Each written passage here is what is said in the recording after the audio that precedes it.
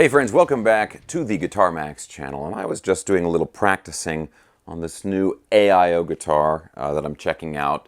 Beautiful guitar, and sometimes when I practice, I read the comments of some of my videos. I like to go through that stuff and sometimes respond to things. And there's a comment that I saw recently that I've seen many times before, and every time I see it, I just kind of smack my head.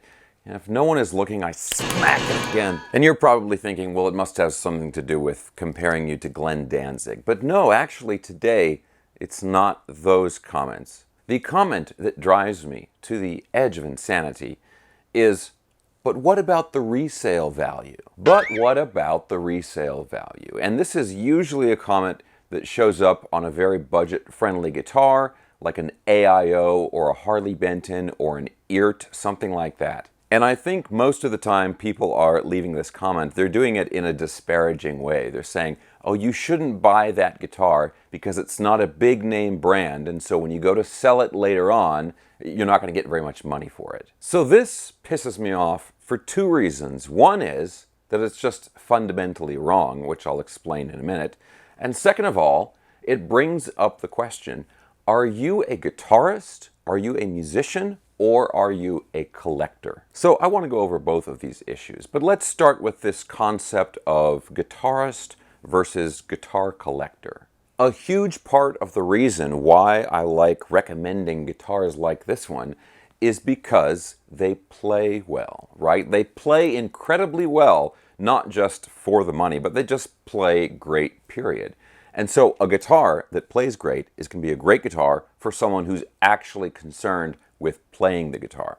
Like I said, that's a big part of why I recommend these guitars and why I'm really drawn towards any guitar that's affordable but also plays and sounds really well. So just to clear this up, if anybody out there thinks that I'm recommending an affordable guitar as an investment, I'm not. That's not what I'm doing.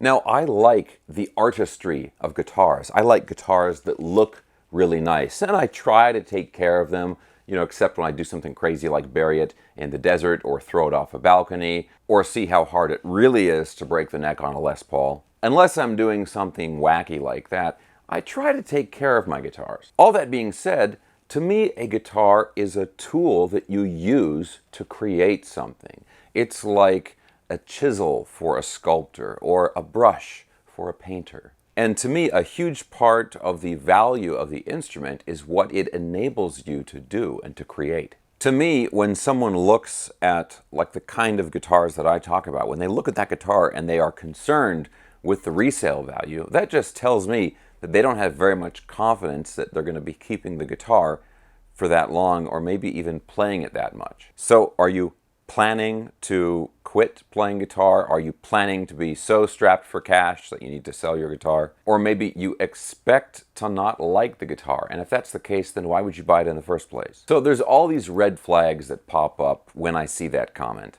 And guys, here's the thing, okay? Realistically, how much do these guitars go for on the used market? I mean, if you can look around and you can get actual numbers for this. So brand new, these guitars are like $450 in that price range. Used, they go for $350, $375, $400, a little bit less, assuming it's not broken or something like that. And selling a guitar and pricing a guitar is not rocket science, both for the seller and for the buyer.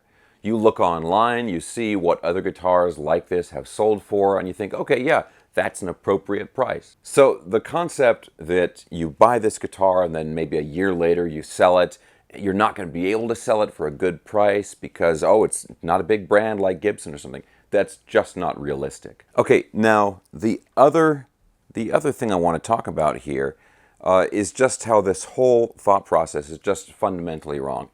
I need to go back in time and tell you guys a little bit of a story here. So when I first moved down to Southern California from my hometown in the suburbs of Seattle, I moved down here and I bought a car.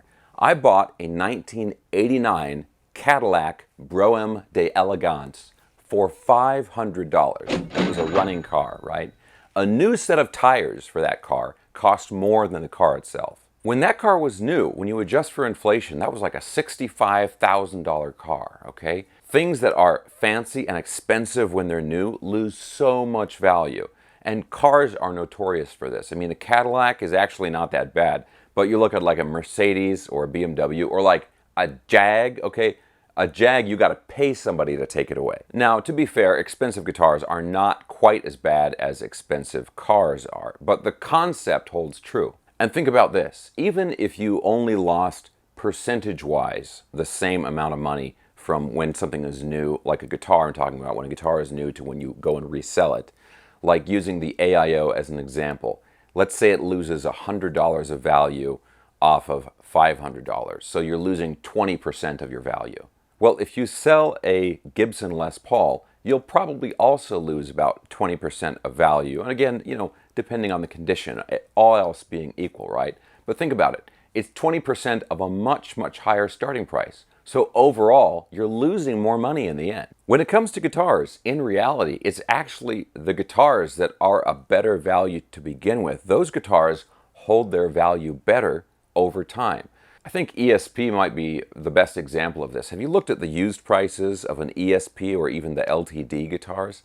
They're almost exactly the same as the new prices. And that is because, like an LTD like EC1000 or something like that, it's a great value guitar to begin with. It's going to have nice hardware, nice pickups, good wood, good construction, and all that stuff, and you can probably get it for under $1,000. On the lower priced guitars, the value is really in its usefulness, and it's just as useful as a used guitar than when it was new. And we can go back to the car analogy, right? I bought that $500 Cadillac, but if I'd bought like a pickup truck or some kind of vehicle that was really useful, but the same year, so just as old and everything, the pickup truck would be worth a lot more. Okay, so I'll wrap this up, guys, but I know some of you are probably typing right now, telling me some story about you bought this guitar and ended up selling it for way more later on.